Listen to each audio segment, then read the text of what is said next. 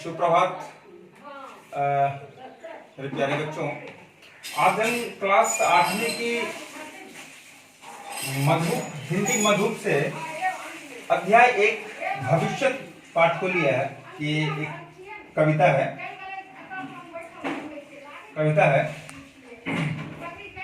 जिसके कवि मैथिली शरण गुप्त जी हैं। इन्हें राष्ट्र कवि भी कहा जाता है। इनका मैं सारा परिचय दूंगा आपको। मैथिली शरण गुप्त राष्ट्रहित के लिए अनेक कविताएं, अनेक गाथाएं लिखा है।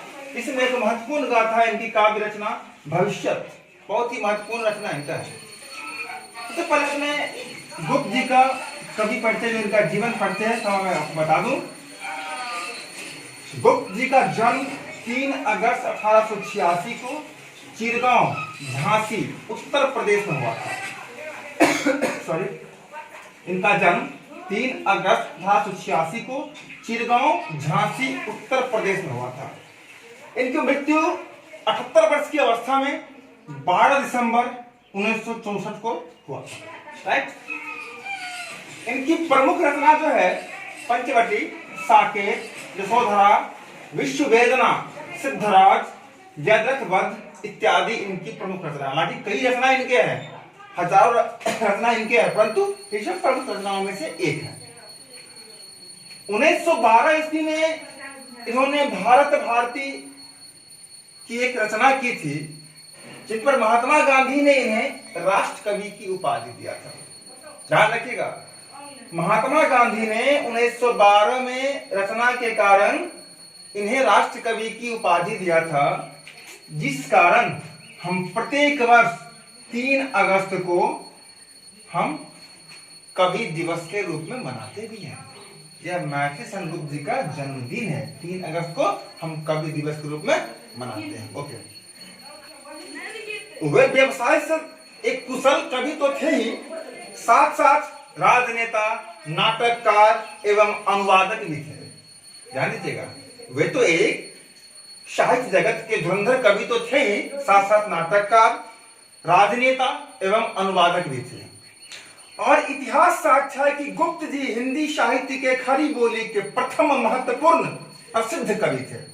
खड़ी बोली के प्रथम महत्वपूर्ण प्रसिद्ध कवि थे। कौन? मैथिली शरण गुप्त। उन्हें साहित्य जगत में दद्दा के नाम से जानते थे। दद्दा, उन्हें लोग साहित्य जगत में दद्दा के नाम से भी जानते थे या उन्हें संबोधित करते थे। गुप्त जी के बारे में कुछ और मैं बता दूं आपको बहुत शॉर्टकट में। उनकी जयंती 3 अगस्त को मनाई जाती है कवि दिवस के रूप में, जो मैंने आपको पहले ही बता दिया है ना। और इसके बाद 1954 में भारत सरकार ने उन्हें पद्म भूषण से सम्मानित किया था। ध्यान दीजिएगा, 1954 में भारत सरकार ने इन्हें पद्म भूषण से सम्मानित किया था। किन्हें? मैथिली शरण गुप्त जी को। फिर सुन लीजिए, पंचवटी, जयद्रथ वध, यशोधरा तथा साकेत इत्यादि इनकी रचना जीवन की सर्वोच्च रचना में से अहम रचना इनकी है, यहाँ पर लिखी गई है। हालांकि रचना की बात करें तो इनकी कई रचनाएं हैं, परंतु पंचवटी, साकेत, यशोधरा, विश्व वेदना, सिद्धराज, जयद्रथ वध इत्यादि इनकी प्रमुख रचनाओं में से एक है। चलिए अब हम चलेंगे थोड़ा सा अपने पाठ की ओर। सबसे पहले हम पाठ का उद्देश्य समझेंगे। ओके। मैथिली शरण गुप्त विरचित भविष्यत पाठ का उद्देश्य हमें पुरानी परंपराओं, रूढ़िवादिता यानी ऐसी विचारधारा जो हमारे राष्ट्र के लिए हित करना होकर अनहित करता है, उस विचारधारा को अलग करने की जो हमें इस पाठ में संदेश दिया है, यह एक अहम है। उतना ही नहीं, हमें सांस्कृतिक विरासत की रक्षा करना तथा एक समृद्धशाली राष्ट्र का निर्माण करना इस पाठ का मुख्य उद्देश्य है। वो परंपरा नई हो या पुरानी, जिससे राष्ट्र का अनहित हो, उसका हमें परित्याग कर देना चाहिए। और सबसे बड़ी बात है कि आज का समाज जाति पाति, भेदभाव, धर्म, लिंग के आधार पर कई वर्गों में विभाजित है। परंतु हमें यह नहीं भूलना चाहिए कि हम एक ही उपवन के खिले हुए अनेक फूल हैं। हम एक ही उपवन के खिले हुए अनेक फूल हैं। जिस तरह अनेकों पुष्प एक हार में गुंथकर किसी की शोभा बढ़ाता है। कवि कहते हैं वैसे ही हम सबों को जाति धर्म की भेदभाव को भूलकर राष्ट्र हित के लिए एक होना चाहिए तथा समाज के हित के लिए हमें पूर्वजों के पद चिन्ह पर चलकर हमें सबके लिए सत्कर्म सदाचार की भावना अपनाना चाहिए, क्योंकि जब राष्ट्र हित से ऊपर कुछ है ही नहीं, जब देश ही नहीं तो फिर हम कहां से? देश से ही हम है, देश से समाज है, समाज से हम है और हमसे ही हमारा राष्ट्र है।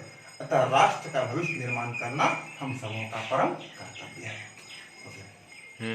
एक बात स्पष्ट कर दूं मैं, अगर मैं पूर्वजों की बात कहा है तो कभी के यहां पर दो मत हैं।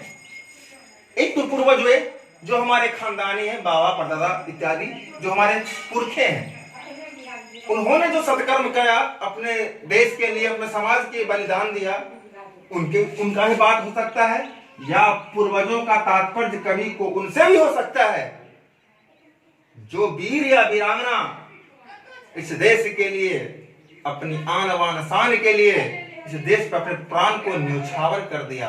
अर्थात देश हित के लिए हमें उन पूर्वजों से सीखना चाहिए, जीने और मरने के साथ इस देश हित के लिए हमारी प्राण की बाजी भी लगा देना चाहिए। हमें रूढ़ियों का परित्याग कर देना चाहिए। रूढ़ी में क्या? कुरीतियों का परित्याग कर देना चाहिए। ऐसी कुरीतियां नया हो या पुराना हो, जिससे देश का अनहित हो, उसे हमें परित्याग कर देना चाहिए एवं सुख एवं शांति का प्रेरक बनना चाहिए। अतः एक कुशल राष्ट्र के निर्माण हेतु हमें एक मत होकर राष्ट्र के एक शक्तिकरण में हमें अपना भागीदारी अवश्य देना चाहिए।